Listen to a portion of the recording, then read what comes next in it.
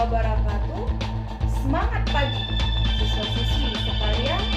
Kembali bersama Betantang Channel dengan video pembelajaran seni budaya kelas 10 bidang seni tari.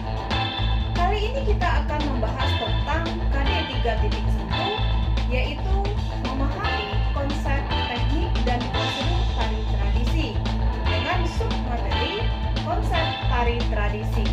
Baik,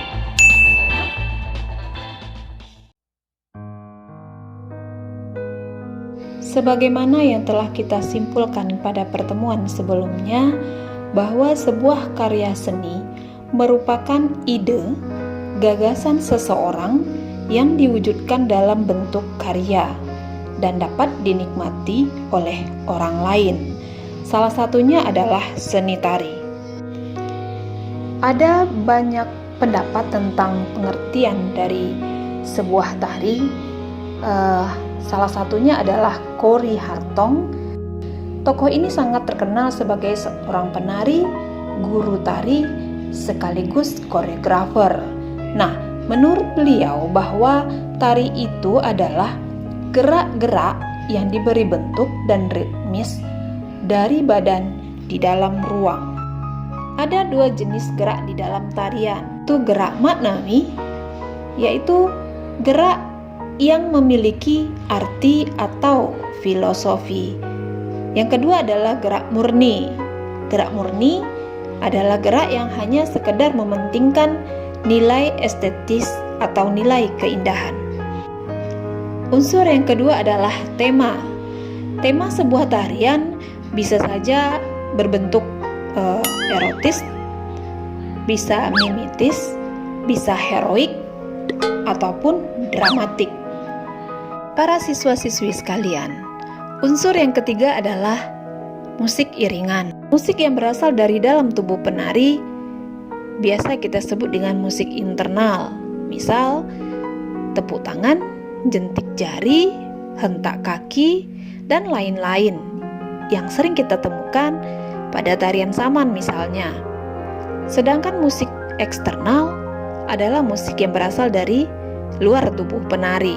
Bisa saja itu berasal dari alat musik, vokal pemusik. Unsur yang keempat adalah panggung. Panggung sering disebut dengan pentas, yaitu tempat pertunjukan sebuah tarian. Secara umum, panggung bisa dibagi menjadi dua, yaitu panggung terbuka dan panggung tertutup. Panggung terbuka biasanya tanpa batas. Antara penonton dengan penari tidak ada batas. Berbentuk pendopo misalnya, ataupun arena, ataupun lapangan terbuka. Sedangkan panggung tertutup itu adalah panggung yang berbentuk trapesium atau sering kita sebut dengan panggung proscenium. Baik, selanjutnya ada properti. Properti adalah alat yang digunakan oleh penari pada saat menari. Unsur berikut adalah pola lantai, desain lantai. Pola lantai adalah garis yang dilalui oleh penari di atas panggung. Pola lantai ini sebenarnya merupakan teknik blocking ya, atau penguasaan panggung dari seorang penari. Ada dua pola garis, yaitu garis lurus dan garis lengkung. Yang terakhir adalah unsur lighting atau pencahayaan.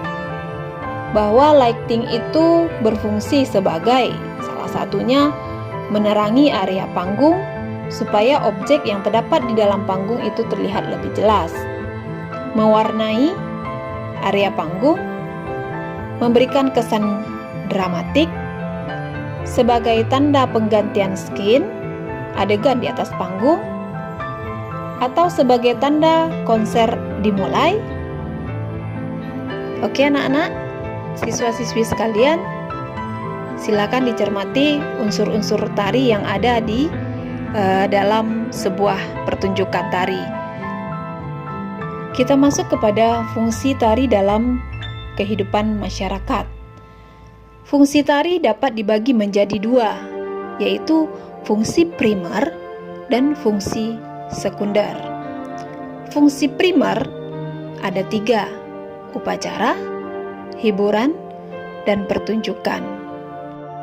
Sementara fungsi sekunder itu adalah fungsi sebagai media pendidikan, sebagai media industri, sebagai media terapi, sebagai media ekspresi, dan sebagai media komersial.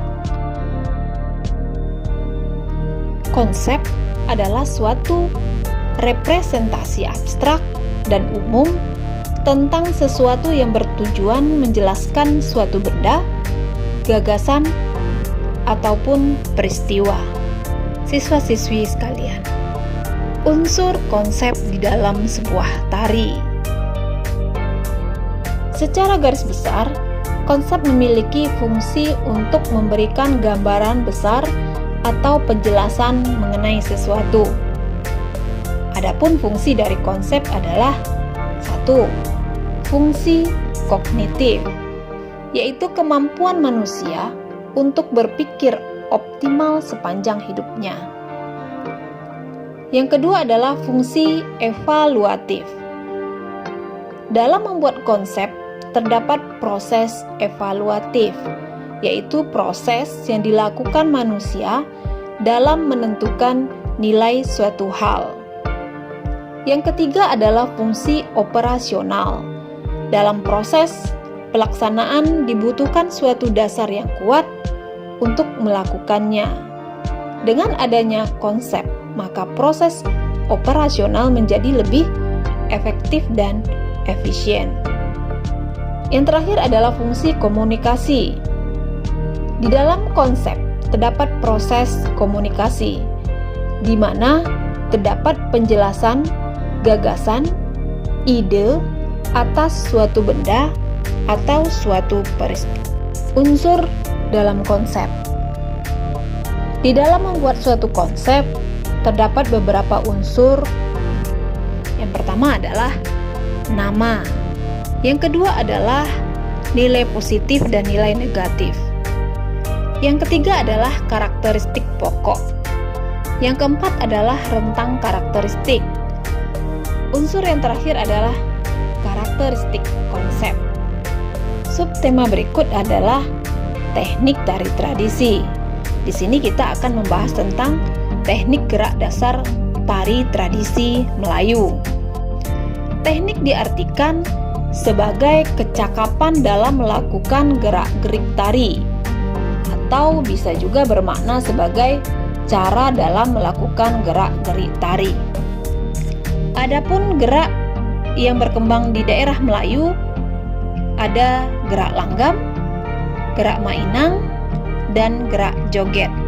Ketiga gerak dasar ini disajikan untuk bisa menjembatani siswa-siswi untuk mempelajari tari-tari tradisional Melayu yang sampai saat ini masih hidup dan berkembang di tengah masyarakat pendukungnya.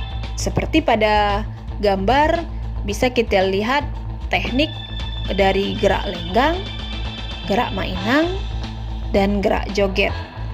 Untuk lebih memahami materi ini, siswa-siswi dapat berkunjung kepada situs di YouTube maupun di Betandang channel berikutnya. Terima kasih atas perhatiannya. Wassalamualaikum warahmatullahi wabarakatuh.